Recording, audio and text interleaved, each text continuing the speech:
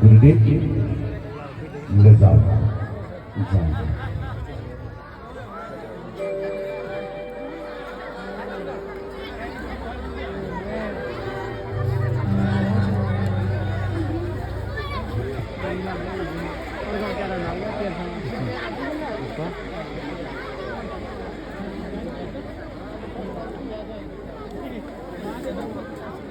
होइन ऋषि पूजा पण्डित पहिले त ऋषि थियो अहिले पण्डित थियो।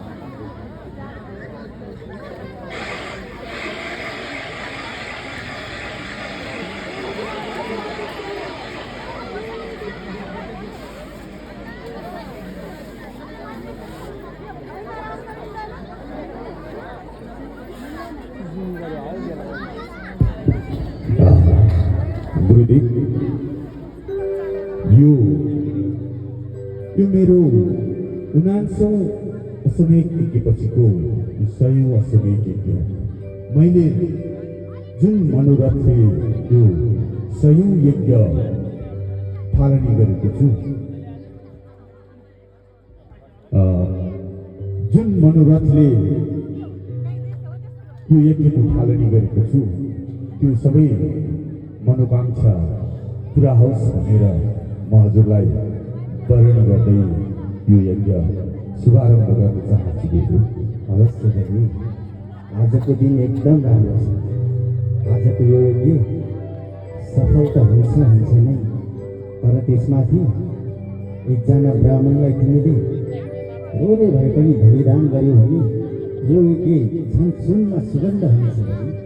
अरे गुरुदेव, ठिक छ, अहिलेसम्म बलिको आगममा जसले भिक्षाम हुँदै आयो उसले रिक्तो हात फर्केका छैनन् भने त्यो त मैले अर्को मनमन्त्रको लागि, राजा बन्नको लागि, स्वर्गको राजा बन्नको लागि 100औं अश्वमेध यज्ञ पूर्ण गर्दैछु भने म मेरो खजान्जीमा जे छ सम्पूर्ण दिएर पठाउला। यता यज्ञ प्रारम्भ गरौँ गुरुदेव। अब पहिला सुरुमा दीप प्रज्वलन गरौँ, दियो बालौँ, अनि दियो बालेर दियोको प्रार्थना गर्नुहोला। कर्म साक्षिणे नमः, दीपाय नमः, कर्म साक्षिणे नमः। भूदीप देवरूपस्थं कर्म साक्षी हरिघ्नकृति अवत् कर्म समाप्ति सत्तावत्वं सुस्थिरो भव सुप्रसन्न भव स्वरदो भवः। कर्म साक्षिणे नमः, कर्म साक्षिणे श्री दीप नारायणाय नमो नमः। यसो कलशको पनि पूजा गरिदिनु होला। ओम महापूर्वे कलशाधिष्ठात्री सकल देवता यहाँ गच्छन्ति तिष्ठन्तु यव पूजां करोमि तावतीयं सुस्थिरा भवन्तु सुप्रसन्ना वरदा भवन्तु। ओम पूर्वे कलशाधिष्ठात्री सकल देवताभ्यो नमो नमः। आग्नेय नैऋत्य वायव्य ईशान सबै कलशमा पूजा गरिदिनुहोस्। अनि गणेशको पनि प्रार्थना गर्नुहोला। ओम श्रीमन्महागणाधिपते नमः। गजाननं भूतगणाधिसेवितं कपीठजम्बूफलचारुभक्षणम् उमासुतं शोकविनाशकारकं नमामि विघ्नेश्वरपादपङ्कजं। वक्रतुण्डमहाकाय सूर्यकोटिसमप्रभः निर्विघ्नं कुरु मे देव सर्वकार्येषु सर्वदा।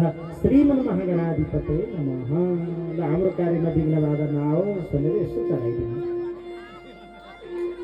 यसो अग्नि प्रज्वलन गर्नुहोला।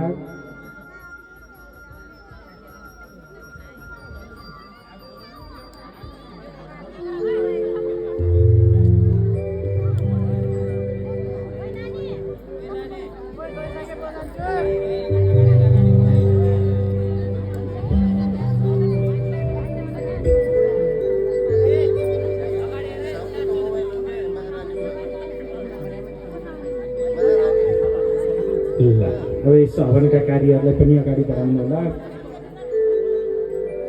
र यसै बिचमा यसरी बलिराजाले अहिले भृगुकच्छ नाम गरेको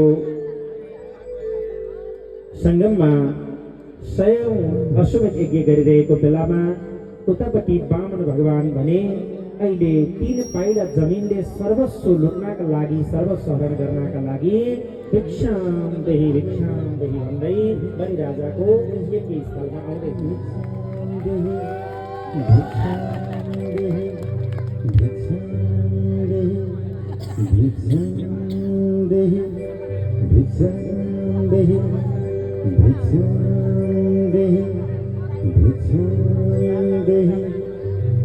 भिक्षान्देहि भिक्षान्देहि अरे भिक्षान्देहि अरे गुरुवर यो शुभ समयमा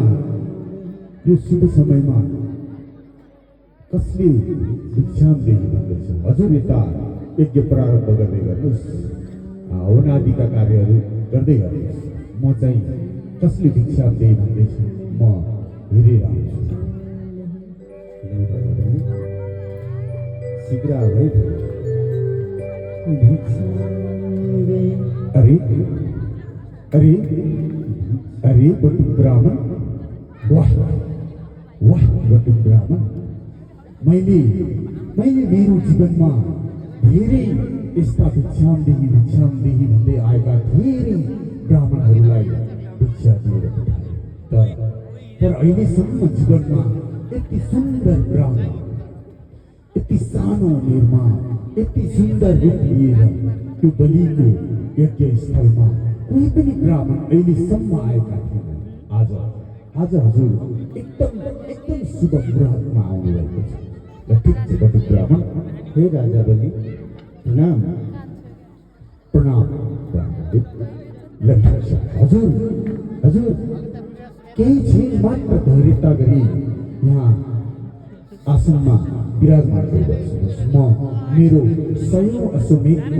अश्वमेध यज्ञको अन्तिम क्षणमा छु हवनादि क्रिया सकेर म हजुरलाई केही न केही भिक्षा दिएरै पठाउनेछु हजुर केही क्षण धैर्य गर्नुहोस् बटु ब्राह्मण हे राजन हजुरले भन्नुहुन्छ केही बेर धैर्य गरेर बस्नुहोस् म यज्ञ सम्पन्न गर्छु भने तर राजन म त्यति बेरसम्म बस्न सक्दिनँ नि म त हजुरको यज्ञको दर्शन पाएँ त्यसैमा खुसी छु परन्तु राजन म यहाँ धेरै बेर कुरेर बस्न सक्दैन राजन अरे बटु ब्राह्मण म हजुरलाई तिमी किन विलम्ब गर्दैछौ अरे यता यज्ञ विलम्ब भएको छ अरे गुरुदेव शीघ्र तिमी